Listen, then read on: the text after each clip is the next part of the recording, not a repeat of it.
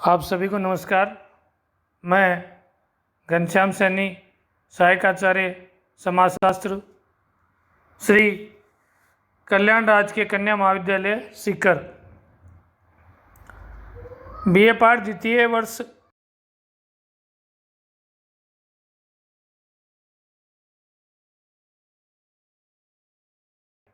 सार्वभौमिकरण universalization. मैक्यूमेरिट कहते हैं, जब लघु परंपरा के तत्व, देवी देवता, प्रथाएं, संस्कार ऊपर की ओर बढ़ते हैं, अर्थात उनके फैलाव का क्षेत्र विस्तृत हो जाता है, जब वे वृहद परंपरा के स्तर तक पहुंच जाते हैं और उनका मूल स्वरूप परिवर्तित हो जाता है, तो इस प्रक्रिया को सार्वभौमिकरण कहते हैं। इस कथन से निष्कर्ष निकलता है कि छोटी छोटी परंपराओं के तत्वों के मिलने से एक बड़ी परंपरा का निर्माण होता है, तो उसे सार्वभौमिकरण कहा जाता है। जब स्थानीय लघु परंपराओं को मिलने से एक बड़ी परंपरा का निर्माण होता है और उनका विवेचन धर्म ग्रंथों में कर लिया जाता है, तो संस्कृति प्रसार की ये प्रक्रिया सार्वभौमिकरण कहलाती है। आगे हम बात करते हैं सार्वभौमिकरण की विशेषताएं। नंबर 1, सार्वभौमिकरण की प्रक्रिया का विकास लघु और वृहद परंपराओं के पारस्परिक संबंधों से होता है। 2, सार्वभौमिकरण में लघु परंपराओं का अस्तित्व समाप्त नहीं होता, बल्कि अपने अस्तित्व को बनाए रखते हुए वे नवीन वृहद परंपराओं का निर्माण करती हैं। 3, पवित्रता की दृष्टि से लघु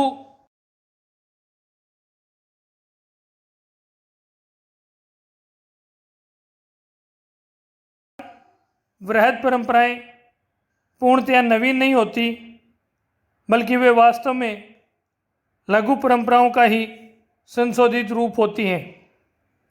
5, सार्वभौमिकरण की प्रक्रिया में स्थानीय धार्मिक विश्वास व्यापक स्तर पर फैलते हैं। 6, वृहद परंपराएं प्राय धर्म ग्रंथों में उल्लिखित होती हैं। इस प्रकार निष्कर्ष निकलता है कि जब लघु परंपराओं के तत्व व्यापक स्तर पर ऊपर की ओर फैल जाते हैं और उस स्थिति में वे अपने मूल स्वरूप को खो देते हैं और वृहद परंपरा का अंग बन जाते हैं, तो ये प्रक्रिया सार्वभौमिकरण कहलाती है। सार्वभौमिकरण के कई उदाहरण भारतीय समाज व्यवस्था में मिलते हैं, जिनमें से 2 उदाहरणों पर हम चर्चा करते हैं।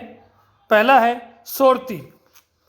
मैक्यूमेरिट ने किशनगढ़ी क्षेत्र का अध्ययन किया और अपने अध्ययन के आधार पर बताया कि दीपावली के त्यौहार के अवसर पर यहाँ ग्रामीण लोग अपने घर की दीवार पर चावल के आटे की एक प्रतिमा बनाते हैं, जिसे उन्होंने सोरती कहा है। इसे देवी का रूप माना जाता है, जिसकी पूजा दिवाली पर ये लोग अवश्य करते हैं। यहाँ के लोगों की यह मान्यता है कि लक्ष्मी धनवानों की देवी है और सोरती उनकी अपनी देवी है।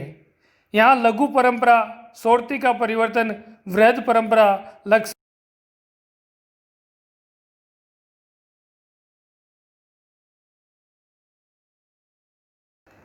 दूसरा उदाहरण है सलूनो। मैक्यूमेरिट ने सलूनो के त्यौहार का वर्णन सार्वभौमिकरण की प्रक्रिया के रूप में किया है। जिस दिन सब जगह रक्षाबंधन का त्यौहार मनाया जाता है, उसी दिन किशनगढ़ी में सलूनो का त्यौहार मनाया जाता है। त्योहारों के कुछ दिन पूर्व विवाहित स्त्रियां अपने ससुराल से अपने माता पिता भाई बहनों से मिलने जाती हैं। और सलूनों के दिन उनके पति उन्हें ससुराल से लेने के लिए जाते हैं। रक्षाबंधन का त्यौहार भी इसी दिन मनाया जाता है। मैक्किम मेरिट ने बताया कि किशनगढ़ी में सलूनों और रक्षाबंधन दोनों साथ साथ मनाए जाते हैं। यही सार्वभौमिकरण की प्रक्रिया है। जैसा कि अभी आपने सार्वभौमिकरण के बारे में सुना, सार्वभौमिकरण एक ऐसी प्रक्रिया है जिसमें लघु परंपराएं बृहद परंपराओं का स्थान ले लेती हैं, परंतु यह प्रक्रिया संपूर्ण भारतवर्ष में नहीं पाई जाती है। आगे हम बात करते हैं स्थानीयकरण क्या होता है। स्थानीयकरण को साधारणतया संकीर्णता, देहातीकरण अथवा ग्रामीकरण के अर्थ में प्रस्तुत किया जाता है। अंग्रेजी के शब्द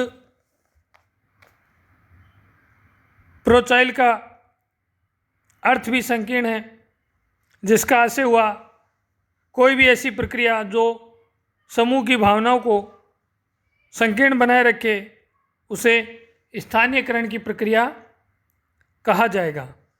मैक्किम मेरिट कहते हैं वृहद परंपरा के तत्वों का नीचे की ओर बढ़ना तथा उनका लघु परंपरा के तत्वों में मिल जाना ही स्थानीयकरण की प्रक्रिया कहलाता है।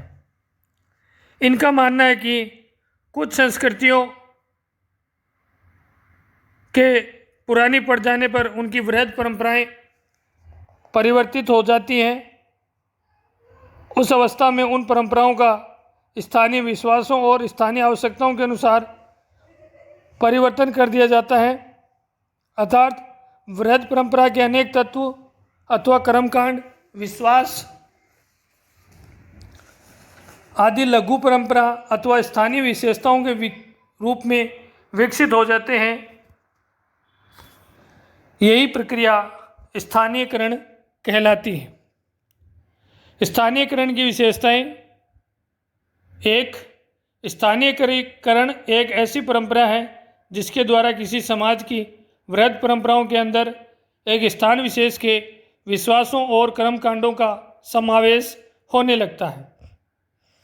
स्थानीयकरण की प्रक्रिया में वृद्धि और विवेक को महत्व नहीं दिया जाता है। नंबर 3, स्थानीयकरण की प्रक्रिया द्वारा वृहद परंपराओं का मूल स्वरूप परिवर्तित करके उसे एक नवीन स्वरूप प्रदान कर दिया जाता है। 4, वृहद परंपराएं अत्यंत व्यवस्थित रूप में होती हैं, किंतु उनका स्थानीयकरण हो जाने पर उनसे संबंधित व्यवहारों व कर्मकांडों में कोई व्यवस्था नहीं रह जाती है। स्थानीयकरण की प्रक्रिया किसी परंपरा के द्वारा संपूर्ण समूह की विशेषता का प्रतिनिधित्व नहीं करती, बल्कि इसके द्वारा एक छोटे समूह के विचारों, अनुभवों और विश्वासों को ही महत्व दिया जाता है। स्थानीयकरण वह परंपरा है या वह प्रक्रिया है जिसमें लघु परंपराएं वृहद परंपराओं की ओर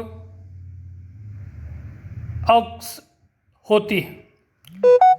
स्थानीयकरण के उदाहरण की बात करें तो पहला है गोवर्धन पूजा।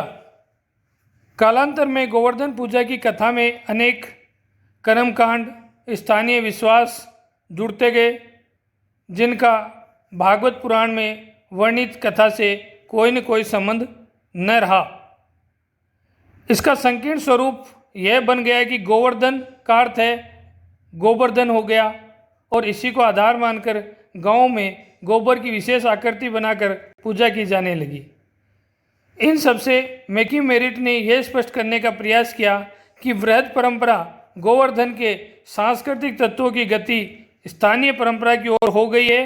बाद में इसके मूल स्वरूप में परिवर्तन होकर उसे स्थानीय परंपरा का अंग बना दिया गया। यही प्रक्रिया स्थानीयकरण कहलाती है। अगला उदाहरण है नौरता पूजा। मैक्किम मेरिट ने किशनगढ़ी क्षेत्र का अध्ययन करने पर बताया कि वहाँ दुर्गा पूजा के समय एक देवी नौरता की भी पूजा की जाती है। जिसका किसी भी धर्म ग्रंथ में वर्णन नहीं है।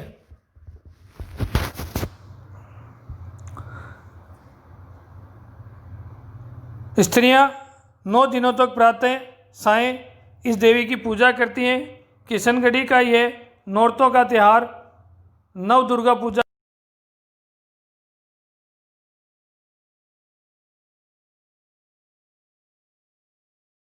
जिसे एक नवीन रूप में माना जाने लगा है, जो भाषा संबंधी भ्रम का परिणाम हो सकता है। इस प्रकार नौरता एक संकीर्ण रूपांतरण है।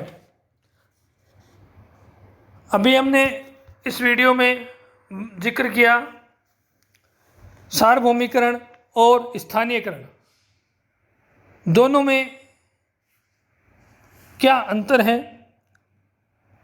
नंबर 1, सार्वभौमिकरण का अर्थ लघु या स्थानीय परंपराओं का ऊपर की ओर विकास होना।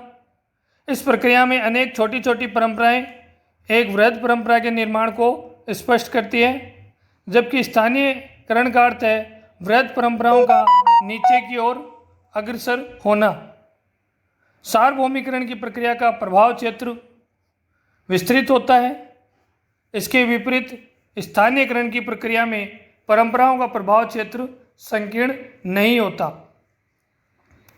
सार्वभौमिकरण की प्रक्रिया स्थानीय विश्वासों और कर्मकांडों के विस्तार की विरोधी होती है, जबकि स्थानीयकरण की प्रक्रिया में स्थानीय कर्मकांड और विश्वासों की संख्या में वृद्धि होती है। सार्वभौमिकरण एक व्यवस्थित प्रक्रिया है, क्योंकि इससे संबंधित विश्वासों व कर्मकांडों का स्वरूप सभी क्षेत्रों में प्राय समान ही दिखाई देता है, जबकि स्थानीयकरण की प्रक्रिया अव्यवस्थित है, क्योंकि इसमें परंपराओं का स्वरूप एक क्षेत्र विशेष में ही मिलता है। धन्यवाद।